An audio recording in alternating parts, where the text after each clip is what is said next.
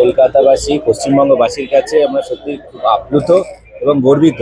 যে আমাদের দেশের যশস্বী প্রধানমন্ত্রী শ্রী নরেন্দ্র মোদীজি ইন্টারন্যাশনাল ডে অফ যোগা, যেটা সমগ্র বিশ্ব জুড়ে মানুষ অবজার্ভ করে, সেটা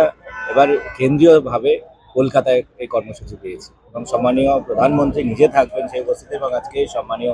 মুখ্যমন্ত্রী শ্রী শুভেন্দু অধিকারী মহাশয় তিনি নিজে উপস্থিত ছিলেন, আয়ুষ মন্ত্রী উপস্থিত ছিলেন,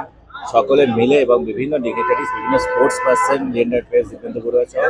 সকলে মিলে আজকে একটা ঐতিহাসিক ম্যারাথন হয়েছে এবং সেটা কলকাতা কর্পোরেশন থেকে আমরা সবাই একসাথে রাইটার্স বিল্ডিং, ঐতিহাসিক রাইটার্স বিল্ডিংয়ে সেই কর্মসূচি সম্পন্ন হয়েছে এবং রাইটার্স বিল্ডিংয়ে আজকে আমাদের সম্মানীয় মুখ্যমন্ত্রী তিনি সেখানে এসে রাইটার্স বিল্ডিংয়ে প্রথম পদার্পণ করলেন, সেটাও একটা ইতিহাস।